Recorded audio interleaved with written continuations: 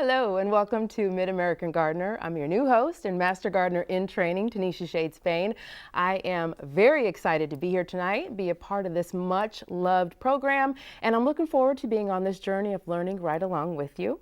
On the show this evening, we've got a wonderful panel of experts who are on the edge of their seats ready to talk about all things gardening. So without further delay, let's find out a little bit more about who we've got here today. So I'll have you guys just kind of introduce yourselves, and Teresa, we'll start with you. Okay, I am Teresa Mears. I am an instructor out at Parkland College in the horticulture department, and I love working in my greenhouse. I love indoor plants, propagation. I have a little background in turf, woody plant, just general horticulture knowledge all the way around. So glad to be here. Fantastic. And Doug? Hello, I'm an AmeriCorps Vista in the Inglewood Quality of Life Plan, and I specifically look at housing and public space. My background is horticulture and landscape architecture, and I'm also a lecturer at the School of the Art Institute of Chicago. So I'm looking forward to taking your questions about woody plant material as well as landscape design. Awesome. And we've got some lined up for sure. And Rusty? Hi, thank you. My name is Rusty Maulding. I'm a horticulturist and partner with my wife Corey at Nature's View. It's a landscape design firm and maintenance firm out of Watseka. I'm also happen to be a past president of the Illinois Landscape Contractors Association. So if it's outside and pretty, I pretty much should be able to help you out. Fantastic. Okay, well, let's jump right in then. We've got some questions, and Teresa, we're going to start with you. This one is about an umbrella plant. Jeb says, I've got an umbrella plant that's been doing good for the past 5 years. All of a sudden, the leaves are falling off, and I don't know why. Any ideas as to what could be causing that? All right, well, an umbrella plant is a Schefflera, and I'm not sure if he's got the dwarf or the full-size one, but either way, it's got a lot of little leaflets. And one of the most common problems we see with Scheffleras is they end up with an insect, either scale or mealybugs.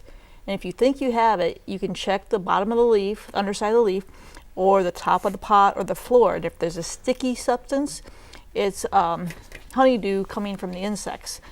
And they're sucking the insects, they take the juices out of the plant and make the plant weak. If you have the insects, they are difficult to remove because they are so small and they get in all the nooks and crannies. If it's the scale, it's on the underside of the leaf. It's the mealybug, it's a white fuzziness in the axils of the leaf. You can try spraying. I don't like to spray a lot of indoor plants. You can set it outside, you can wash it off. You could try cutting it back and seeing if you can rejuvenate the plant. If it's not insects, if you have no insect signs on it, it could potentially be that it needs to be repotted. It's pot bound, it needs to be a bigger pot, or it needs more light, something that's changed. Rejuvenation again can work, and cutting it back, you can cut it back 18, 20 inches and see what happens. You've been successful, you said. I cut them back to like 6. And they come back. A hardcore cut back. Yeah. So They'll come works. back. Yeah, they do. Plants And are to tough. save it, you know, sometimes you have to do that, even though you don't want to. I battled scale at home, and I had to take that poor plant down to it was so tiny, but it worked. It does. Plants are tougher than you think.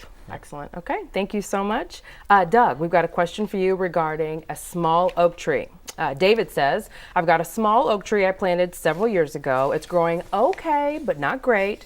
Some years ago, I put limestone rock around it to hold down weeds. It's now 10 foot tall, so now the roots are already fairly deep. Should I remove the limestone to help lower the soil pH, or is an inch of rock unlikely to have any major effect? Your thoughts?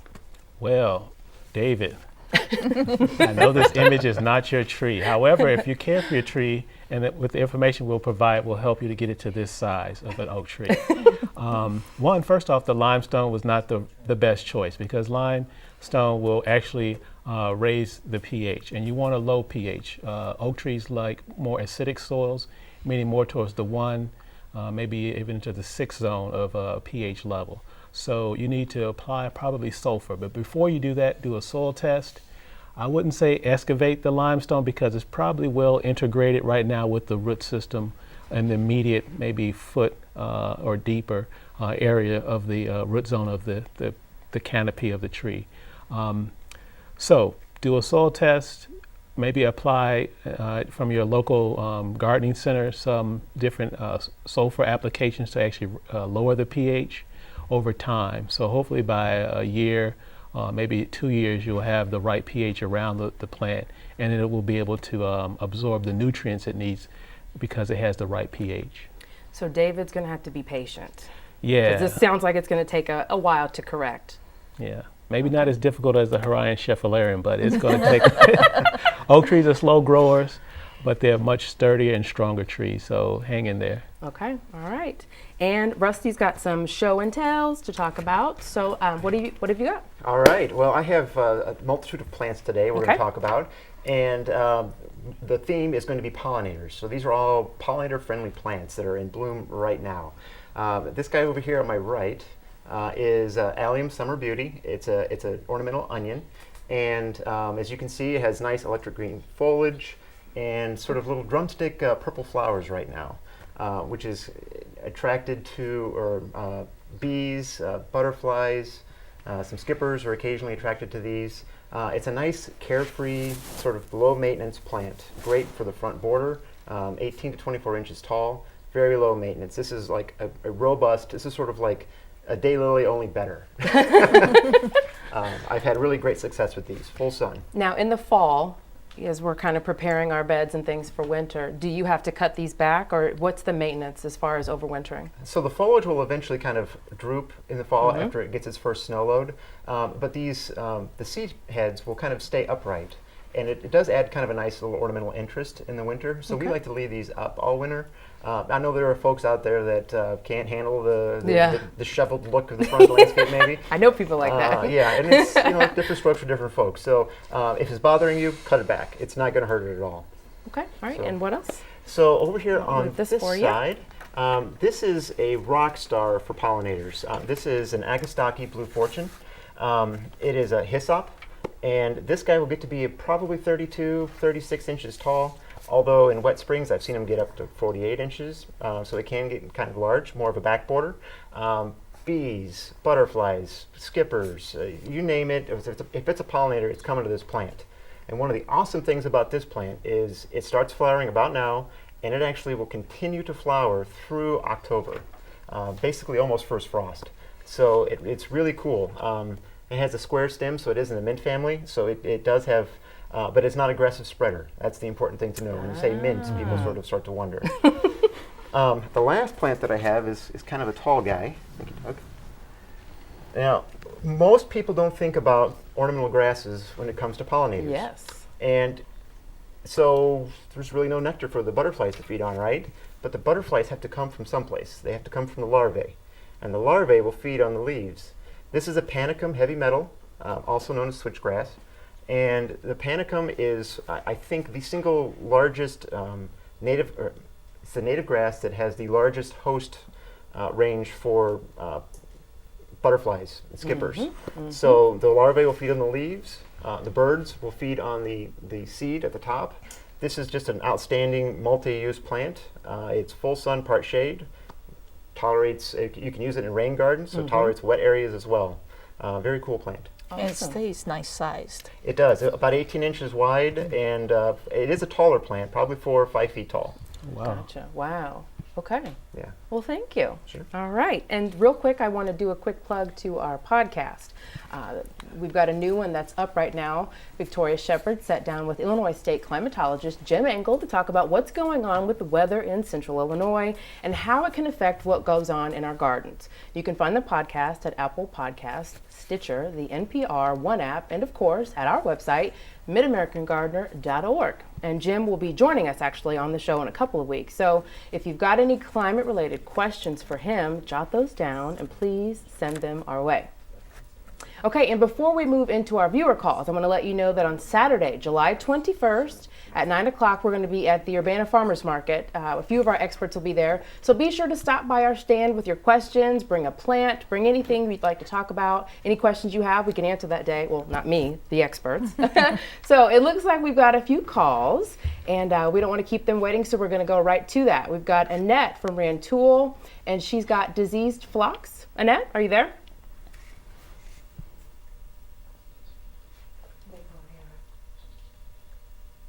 No? Okay. We're going to move on to the next call. Susan in Springfield. Susan, are you there? No. 0 for 2. All right, let's try one more time. On 5, Rosalind from Urbana. grass suddenly dying. Do we have Rosalind on the line? Yes, you do. Hi, Rosalind. Yay, we got somebody. Okay, tell us a little bit about what you're seeing.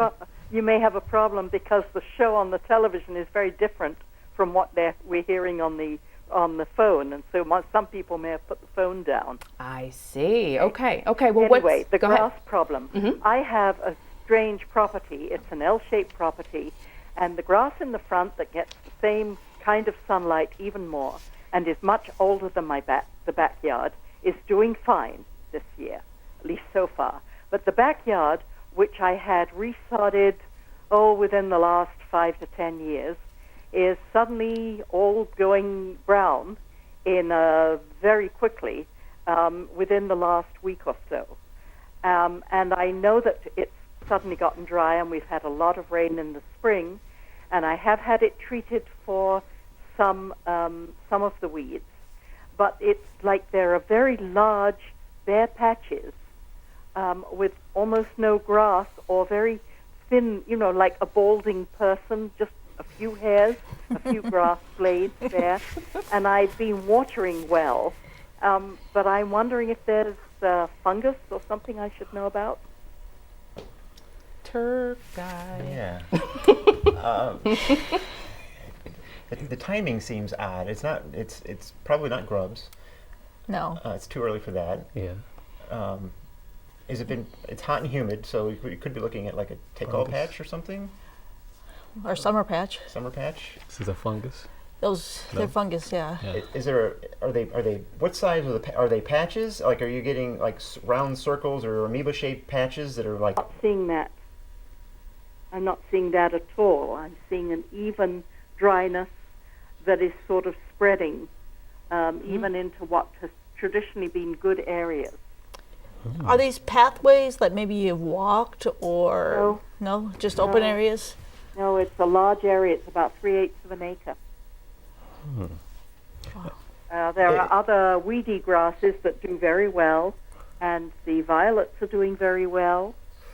Of course. Yeah. Even creeping Charlie, but for some reason the grass is finding very hard to survive. Now, is this sun or shade?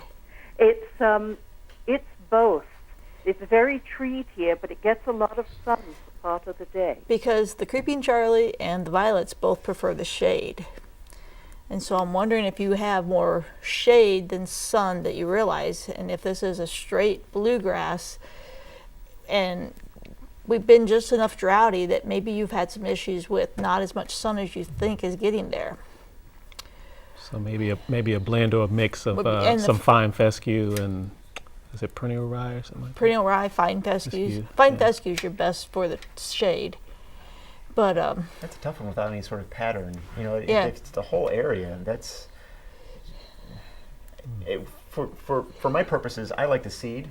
I find that the seed makes a better turf over time. I know it takes a little longer, but that does. And if in a month or month and a half from now you still have the situation, you could look at doing an overseeding this fall. August 15th to September 15th is your ideal window. So that could be an option with the shade of your turf grass. and possibly just doing some core aerification and Seeing the soil. what's going on with checking the your soil, soil. You may have some old issue under the ground that's happening in the soil too. I don't know. too. Yeah. It's just coming back. And the other thing too, I was thinking about the herbicide that was applied to investigate that, 'cause maybe it mixed with something else in the container, and I don't know if it was a later effect or at the same time. There are a lot of factors, but I think of the things that we've recommended, I think you're going to get to the right answer. Yeah. Great. Okay. All right. All right. So are we going to go to 6 now? All right. Charles in Danville is battling Japanese beetles in his roses. Oh, God. Charles, are you there? I'm here. Hello. All right. What's your question? Well, I have a bunch of knockout roses in various colors.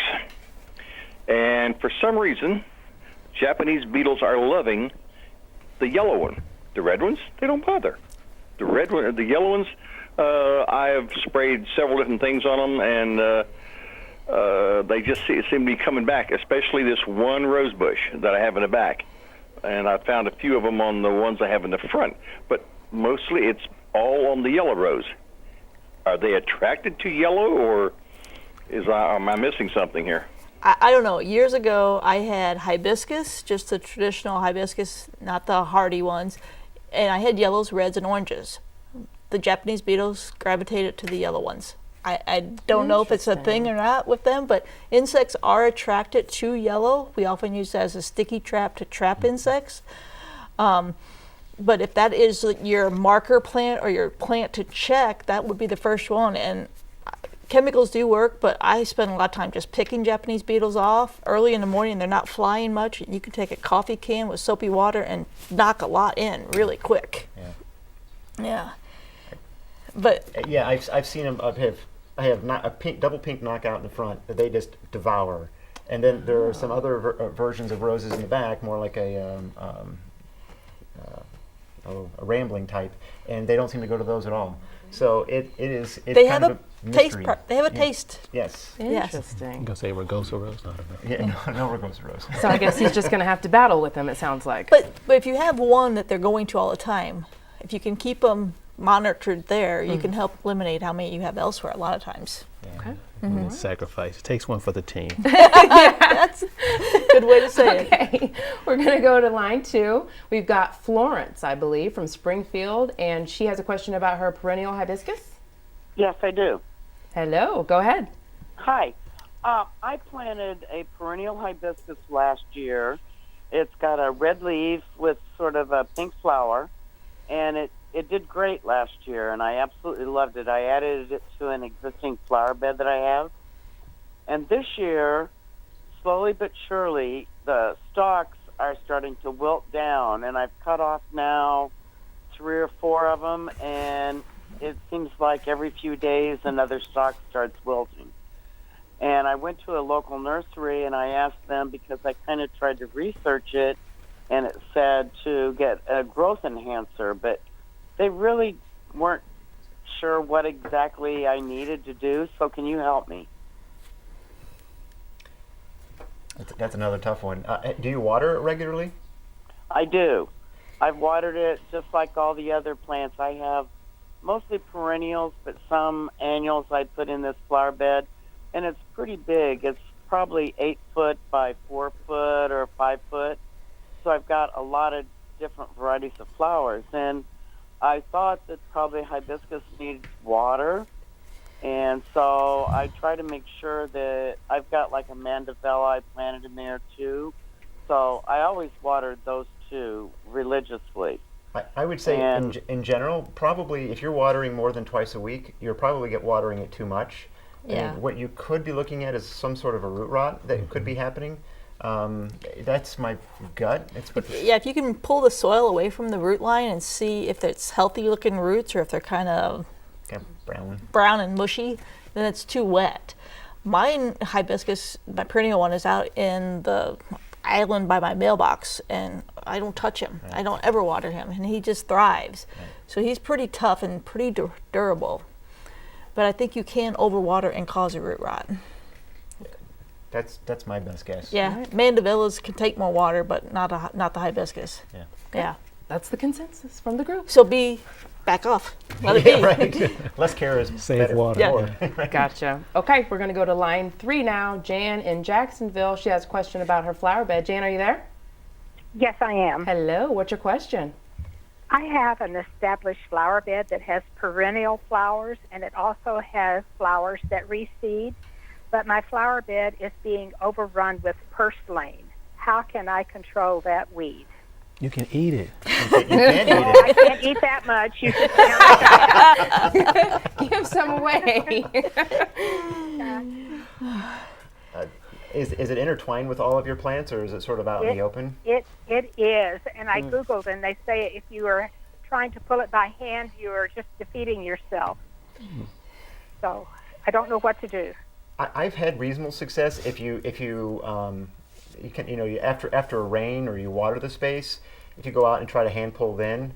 It's a shallow rooted, so it comes up easy. It is. What you don't want to do is leave any parts of that behind, because if you leave little bits of that stem back, they will root down, Repropagate and them. you're just do not mechanically try to remove it with like a cultivator or anything like that. That would And Just it spread it. seeds pretty heavily, so you have to wait sure that the flowers aren't there and making seed pods. And if you do have seed pods, try to grab those before they go to seed. That's a good idea. Saves you a lot of work on the back end. Yeah, because they do put a lot of seed out. Okay. All right. We're going to line 1. Line 5, Donna in Danville, my stomping grounds.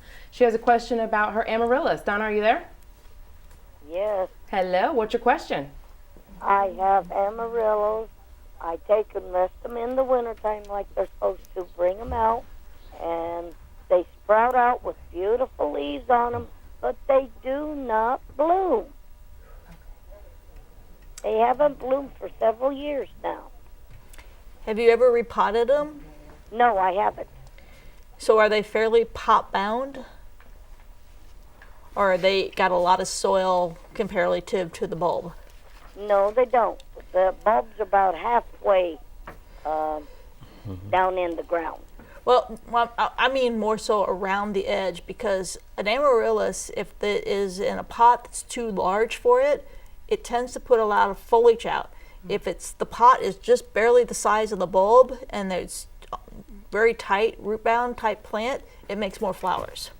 So sometimes people being too kind and over potting and making it in a bigger pot, you create more amaryllis bulbs and you make more leaves, but you don't make more flowers. So I don't know if that's could be part of it. How long do you usually leave them in somewhat dormant period before you try to get them? That. How long though? How long is your dormant period? I take them in about October and put them in the basement about November, and then I bring them back out in the end of March, 1st of April. Are your bulbs getting smaller each year? No. No? No, in fact, they've sprouted more bulbs in the pot. It sounds like they need to be taken out and put in smaller pots. Be less friendly to them. Be a little tougher on them. That's your advice the whole show. Be tough. Tonight. Be tough. You're the tough love. I am all about it. But I don't know if it's a magic cure or not, but every amaryllis we've always managed, we always turn the pot on its side when we put it in storage, rather than leave it sitting upright. Do you turn them on the side at all? Yes. Yeah. That seems to help too for some reason. But it sounds like if you're sprouting more, they have more space than they need, so they need to go in a smaller pot. Okay. Give it All a try. Right. Let's go to line 6 now. Peggy in Springfield, something is eating her tomatoes. Peggy, are you there? Yes, I am. Hi, what's your question? Yeah, I live in a Springfield supportive living, and we have a brand new raised bed, new soil, and we have cherry tomatoes that went in, and a couple of regular tomato plants at the other end, and we have something little tiny bugs that are eating our tomatoes, just the big ones, not the little ones. And it looks almost like hookworms in the big ones, but when we looked at little teeny tiny little black bugs crawling around in there. What could it be? Because we don't know what it is. I don't know. I got something eating my salvia, I noticed tonight. I don't know what it is. There's something out there all over. Interesting. I just knew she was going to say hornworm. I was going to raise my little Master Gardener in Training hand, right? Okay, thank you so much. And real quick, did you know that we're on Instagram? Because we're on Instagram. That's right. You can find us by searching Mid-American Gardener, just another way to reach out and be connected to the panelists here and get your questions answered. So find us there, find us on Facebook, find us everywhere. Just make sure you find us. And unfortunately, we are out of time. I mean, that went really, really fast. Thank you all so much for watching. Thanks to our panelists for being here and sharing their knowledge. I know I took some notes, definitely, on some things that I learned tonight. Don't forget that you can go to our website for more information. You can also watch episodes there of this and other past shows. Check out our podcasts, send us your questions, email us if you can't sleep and have a burning question, or you can call and leave a voicemail at 217-300-8224. And we will see you next week. I look forward to joining you again, and thanks for tuning in tonight.